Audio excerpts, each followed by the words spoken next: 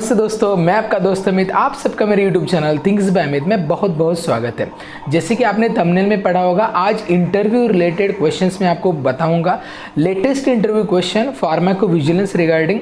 तो उससे पहले एक चीज़ ये भी बताऊंगा कि कौन कौन से राउंड्स होते हैं। कौन से भी कंपनी में अगर आप अप्लाई करते हो और आपको इंटरव्यू के लिए बुलाया जाता है, तब एक कंपनी अलग अलग तरीके से इंटरव्यू लेते हैं। मतलब हर एक कंपनी का अलग क्राइटेरिया होता है। तो मैं आपको वो भी बताऊंगा कि किस तरीके से आपको इंटरव्यू में फेस करना है। क्वेश्चंस और आंसर्स तो आपको यहाँ पे पता ही चल जाएगी इस वीडियो में, लेकिन साथ में हर एक कंपनी की अलग अलग जो स्ट्रैटेजी है ना इंटरव्यू लेने की, तो ये सारी मैं आज इस वीडियो में बताऊंगा। जो हर एक कंपनी इसमें से कोई भी स्ट्रैटेजी अप्लाई करती है इंटरव्यू कंडक्ट करने में। सो ये बहुत ही ईजी रहेगा आपको कि आप इससे फैमिलियर हो जाओगे और साथ में आप इंटरव्यू के लिए क्वेश्चंस प्रिपेयर करके जाओगे।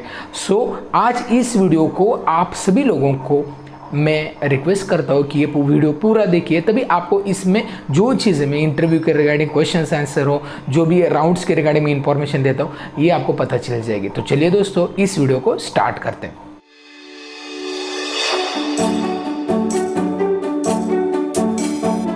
दोस्तों, जब इंटरव्यू के लिए आपको बुलाया जाता है ना, तब कंपनीज आपके दो तरीके के राउंड्स लेती है। एक तो एचआर राउंड होता है और दूसरा होता है टेक्निकल राउंड। अब एचआर राउंड मतलब क्या? एचआर राउंड में आपको जनरली पर्सनल क्वेश्चन पूछे जाते हैं, जैसे कि पहले टेल मी अबाउट योरसेल्फ। अब टेल मी अबाउट योरसेल्फ ये तो क्वेश्चन बहुत पुराना हो चुका है, हर एक इंटरव्यू में हर एक सेगमेंट में पूछा जाता है। बट यहाँ पे आपकी बहुत सारी चीज़ें पता करने की कोशिश रहती है कोई भी ऑर्गेनाइजेशन की, जैसे कि आपके फैमिली बैकग्राउंड, आपका जो भी क्वालिफिकेशन वो, और साथ में आपका डेडिकेशन आपके जॉब के लिए कितना है।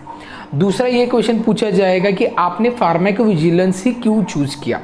उसके बाद फार्माकोविजिलेंस में ये पर्टिकुलर कंपनी ही क्यों चूज़ की, क्योंकि फार्मा में एक तो सीआरओ में आप अप्लाई कर सकते हैं, या फिर फार्मास्यूटिकल इंडस्ट्री के स्पेशल फार्माकोविजिलेंस डिपार्टमेंट है वहाँ पे कर सकते हैं, या हेल्थ केयर आईटी जैसे कि टीसीएस, कॉग्निजेंट, एक्सेंचर, इस तरीके से कंपनी में अप्लाई कर सकते हैं। तो आपको ये कंपनी क्यों आपने अप्लाई की, ये आपको पूछा जा सकता है। इसमें ये भी पूछा जाएगा कि आपका प्रोजेक्ट बी फार्म में हो, या आप एम फार्म कर चुके हो, बीएससी कर चुके हो, एमएससी कर चुके हो, एमबीबीएस कर चुके हो, तो आपका प्रोजेक्ट क्या है, ये प्रोजेक्ट के डिटेल्स आपको पूछे जाएंगे। तो इसके लिए मैं अभी से बताता हूँ, जो लोग थर्ड ईयर में या फिर फाइनल ईयर में जाने वाले, या फाइनल ईयर में अभी हैं, प्रोजेक्ट सिलेक्शन में आपको फार्माकोविजिलेंस रिगार्डिंग ही प्रोजेक्ट सिलेक्ट करना चाहिए, तभी यहाँ पे ज़्यादा चांसेस भी रहते हैं और साथ में आपका इनिशिएटिव रहता है, आपको पहले से ही चीज़ें थोड़ी बहुत पता चल जाती है। तो ये हो गया एचआर राउंड। अब आपको टेक्निकल राउंड। अब टेक्निकल राउंड में बहुत सारे क्वेश्चन, जो कोर क्वेश्चन है ना फार्माकोविजिलेंस के, वही पूछे जाएंगे, जैसे कि फार्माकोविजिलेंस क्या है, इसकी ज़रूरत क्यों है। तो ये क्वेश्चन मैं आपको विद आंसर तो बता ही दूंगा, लेकिन साथ में कुछ क्वेश्चंस है, जैसे कि जेनेरिक और ब्रांडेड ड्रग्स में क्या डिफरेंस है। तो आप सभी को मालूम है, जेनेरिक मेडिसिन ये पेटेंटेड नहीं होते, नॉन पेटेंटेड, जिसको कोई भी मैन्युफैक्चर कर सकता है। बट जो ब्रांडेड होता है, these are the patented molecules, and company investor marketing में ह्यूज इन्वेस्टमेंट करती है, and these are the branded medicine. अब फार्माकोविजिलेंस क्या है, एनाटॉमी एंड फिजियोलॉजी के रिगार्डिंग बहुत ज़्यादा इंफॉर्मेशन यहाँ पे लगती है, जैसे कि पूरा फार्माकोलॉजी यहाँ पे होता है।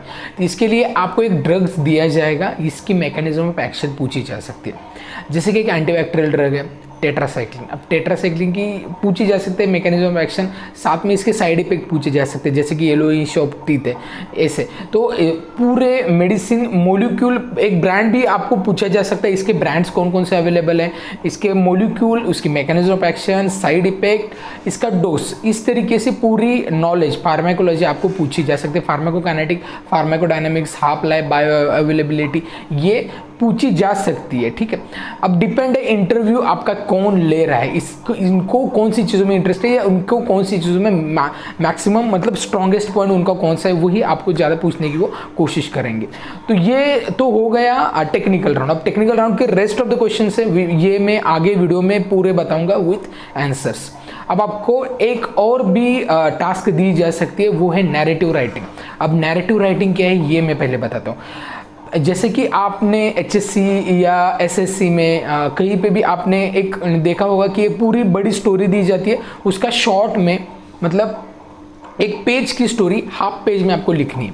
ठीक है, तो इसको बोलते हैं नैरेटिव राइटिंग। लेकिन यहाँ पे थोड़ा डिफरेंस है। आपको क्या दिया जाता है, एक केस स्टडी दी जाती है, एक पेशेंट की केस स्टडी दी जाती है। जैसे कि एक पेशेंट्स को वो रैंडमली दी जाती है, ठीक है, कि आपको वहाँ पे बताया जाएगा कौन सा ड्रग दिया, उसके बाद बताया जाएगा कौन सी डायग्नोस किया, फिर उसकी मेडिकल हिस्ट्री बताई जाएगी, फिर इसके साइड इफेक्ट क्या है ये बताई जाएगी। तो ये रैंडमली क्यों होगा और आपको उसको वो एक सीक्वेंस से लिखना है।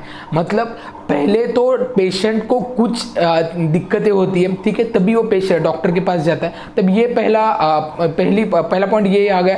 उसके बाद वो डॉक्टर के पास गया, डॉक्टर ने क्या किया, मेडिकल हिस्ट्री चेक की। मेडिकल हिस्ट्री चेक करने के बाद वो सिम्टम्स देखे, उस सिम्टम्स के अकॉर्डिंग मेडिसिन प्रिस्क्राइब किए और प्रिस्क्राइब करने के बाद वो मेडिसिन लिए उन्होंने फार्मासिस्ट से, एंड देन आफ्टर उसको थोड़े दिन के बाद या इमीडिएटली कुछ साइड इफेक्ट आएंगे तो वो हो गए। तो ये इस तरीके से इवेंट होता है। बट एक्चुअली आपको जो सोर्स राइटिंग दिए होती है ना, वो रैंडमली होता है, कहीं पे भी कुछ भी लिखा होगा। पहले ड्रग दिया होगा, फिर उसके बाद साइड इफेक्ट हो गए, फिर उसके बाद मेडिकल हिस्ट्री होगी, तो आपको वो सीक्वेंस से जोड़ना है। आई होप आप अंडरस्टैंड कर चुके होंगे ये चीज़। अब ये नैरेटिव राइटिंग भी होती है, इसके लिए भी प्रिपेयर रहना है। अब कुछ इंस्टीट्यूट जैसे कि TCS, कॉग्निजेंट, ये एप्टीट्यूड टेस्ट लेती है। एप्टीट्यूड टेस्ट में आपको जनरली एब्रीविएशंस पूछे जा सकते हैं। व्हाट इज़ फार्माकोविजिलेंस, इसका एप्लीकेशन पूछा जा सकता है। जनरल क्वेश्चन पूछे जा सकते हैं, जिससे कैंडिडेट का फार्माकोविजिलेंस के प्रति कितना इंटरेस्ट हो और उसको कितना नॉलेज है बेसिक लेवल पे, वो देखा जाएगा, ठीक है। तो ये एप्टीट्यूड टेस्ट। और कई कबार क्या होता है कि वॉक इन इंटरव्यूज होते हैं। वॉक इन इंटरव्यूज फार्माकोविजिलेंस की रिगार्डिंग होती है, तब बहुत सारे कैंडिडेट्स आते हैं। तब कंपनी क्या करती है, तब कंपनी ग्रुप डिस्कशन कंडक्ट करती है। जैसे कि 6-6 लोगों का, 10-10 लोगों का एक ग्रुप डिस्कशन कर लिया।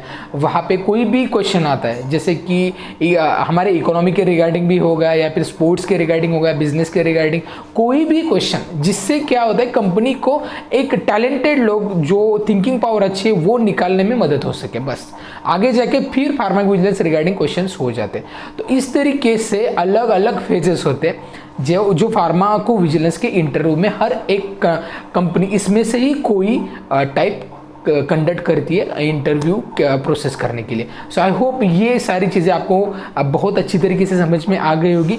अब मैं आपको टेक्निकल राउंड में जो क्वेश्चंस है, जो फ्रिक्वेंटली आस्क्ड क्वेश्चंस है, ये मैं बताऊंगा। तो चलिए दोस्तों, अब स्क्रीन पे चलते हैं। तो ये पहला क्वेश्चन है, व्हाट इज़ फार्माकोविजिलेंस। तो pharmacovigilance is the science of collecting, monitoring, researching, accessing and evaluating information from health care providers and patient on the adverse effect of medications, biological products, herbalism and traditional medicine. इसका मतलब जो drugs लेने के बाद कोई side effect होते हैं तो उसको मॉनिटर करने का काम फार्माकोविजिलेंस का रहता है। नेक्स्ट क्वेश्चन है, why do we need pharmacovigilance. First, quantify and recognize patient safety, then adverse drug reaction, then unexpected adverse drug reaction and long term efficacy. These are the abbreviations which can be asked. First, ADR, adverse drug reaction, ADE, adverse drug event, SAE, serious adverse event, then CIOMS, Council for International Organization for Medical Sciences, then SASAR, suspected unexpected serious adverse reaction, then PSUR, periodic safety update reports, ICH, International Conference on Harmonization, MEDRA, Medical Dictionary for Regulatory Activities, and ICSR, individual case safety. What is adverse drug event? Answer is any untoward medical occurrence in a patient or clinical investigation subject administered a pharmaceutical product and which does not necessarily have a causal relationship with this treatment.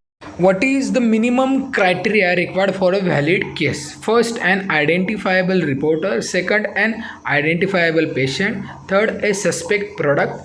And last, an adverse drug event.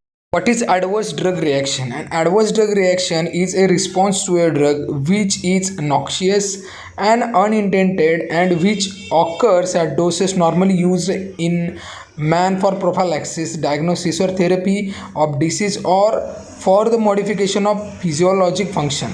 Note that there is a causal link between a drug and adverse drug reaction. In sum, adverse drug reaction is harm directly caused by the drug at normal doses during normal use. What is the difference between adverse drug event and adverse drug reaction, ADE and ADR? There may not be a causal relationship between a drug and an adverse drug event, whereas there is a causal link between a drug and adverse drug reaction. When do you consider an event to be serious? And if an event is associated with any of the following, it is considered to be a serious. First, death. Second, life threatening. Third, hospitalization or prolongation of hospitalization. Then congenital anomaly. Then disability. Then medically significant. Next question, name the regulatory bodies in USA, UK, Japan and India. First, USA, United States Food and Drug Administration, US FDA. UK, European Medicine Agency. Then Japan, Ministry of Health, Labour and Welfare. Then India, Central Drug Standard Control Organization. EU, European Medicines Agency. Then HC, Health Canada. What is hierarchy in MedDRA? System organ class, high level group term, then high level term, then preferred term and lower level term. When do you consider a case to be medically confirmed? A case is considered to be medically confirmed if it contains at least one event confirmed or reported by an HCP, means healthcare professional. What is clinical trials? Clinical trials are the types of the research that studies new tests and treatments and evaluates their effects on human health outcomes. Clinical trials are carefully designed, reviewed and completed and need to be approved before they can start. People of all ages can take part in clinical trials, including children also. Different phases in clinical trials. There are 4 phases in clinical trials. I am here told you that the meaning behind each phase. Phase 1, dose ranging on healthy volunteers for safety. Second phase, testing of drugs on particulars to assess efficacy and side effects. Phase 3, testing of drugs on particulars to assess efficacy, effectiveness and safety. And phase 4, conducted for post-marketing surveillance in public. What is single-blinded and double-blinded study? Single-blinded study means a clinical trial where the participant does not know the identity of received treatment, and double-blinded study is clinical trials in which neither the patient nor the treating investigators know the identity of the treatment being administered. And last question is, what is Volume 9A? Volume 9A brings together general guidance on the requirements, procedures, roles and activities in the fields of pharmacovigilance for both marketing authorization holders and competent authorities of medicinal products for human use. It incorporates international agreements reached within the framework of the International Conference on Harmonization, that is ICH. And Volume 9 is prepared in 4 parts. Part 1 deals with the guidelines for marketing authorization holders. Part 2 deals with guidelines for competent authorities and the agencies. Then Part 3 provides the guidelines for the electronic exchange of pharmacovigilance in the EU. And Part 4 provides the guidelines on pharmacovigilance communication. ये सारे question थे interview regarding pharmacovigilance के. तो I hope ये video में जो जो questions आपको बताए दिए तो वो क्वेश्चन के लिए आप डेफिनेटली प्रिपेयर करेंगे. और जब भी आप इंटरव्यू में जाते हैं हमारे चैनल की तरफ से all the best to everyone. So ये वीडियो कैसा लगा ये मुझे बताइए. आप हमारा फ्री जॉब प्रोवाइडिंग ग्रुप भी व्हाट्सएप ग्रुप है वो भी ज्वाइन कर सकते हैं, जहाँ पे रोज के रोज 4-5 वैकेंसीज में यहाँ पे पुट डाउन करता हूँ. सो डिस्क्रिप्शन में उसकी लिंक भी दे दी है. सो अगर ये वीडियो अच्छा लगता है, वीडियो का कंटेंट अच्छा लगता है तो वीडियो को लाइक कीजिए, चैनल को सब्सक्राइब करना बिल्कुल मत भूलिए और ढेर सारे लोगों तक ये वीडियो शेयर कीजिए. तो इस वीडियो में इतना ही, मिलते हैं नेक्स्ट वीडियो में. तब तक बी हेल्दी, बी हैप्पी.